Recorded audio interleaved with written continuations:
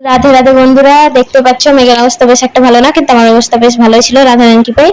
তো আমি স্নান টান করে রেডি হয়ে নিয়েছি। আর এইগুলো আমি হচ্ছে ক্লে দিয়ে বানিয়েছি, অনেক অল্প ক্লে ছিল তাই অল্প বানিয়েছি আর সাজিয়ে রেখে দিয়েছি। আমার এগুলো দারুণ লাগে, তাই আমি এখন নিচে চলে এসেছি। আর নিচে এসে দেখবে কি করছি, দেখো কাঁঠাল বীজ পোড়াচ্ছি। তোমরা কি কখনো খেয়েছো?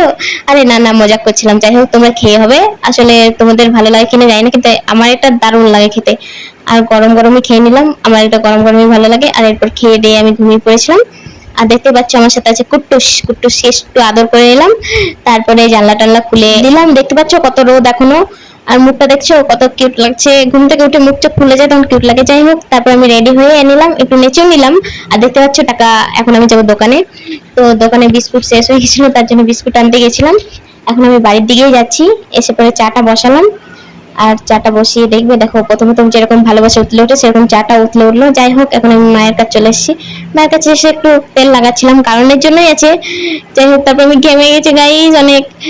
এরপর বলো কার নাক চিপতে হবে সারাশি দিয়ে, তার নাক চিপে রেখে দেবো। যাই হোক, তারপর চাটা হয়ে গেছে। এরপর আমি মাকে চাটা দিয়ে দেবো। আর মায়ের চাটা খেয়ে পরে মায়ের অবস্থা খারাপ হয়ে গেল গাইস, মায়ের জিভ পড়ে গেছে। আর এরপর আমি এক গ্লাস চা নিয়ে বসে গেছি। এখন এখন আমি ছাদে চলে এসেছি। আর ছাদে এসে এখন দেখছি দেখছি কিন্তু কি দেখছি আমি নিজেও জানি না। যাই হোক, আমার মা এখানে অনেকগুলো গাছ লাগিয়েছে, চলো তোমাদের একটু দেখিয়ে দিলাম। তো রাধে রাধে, এখন বাই।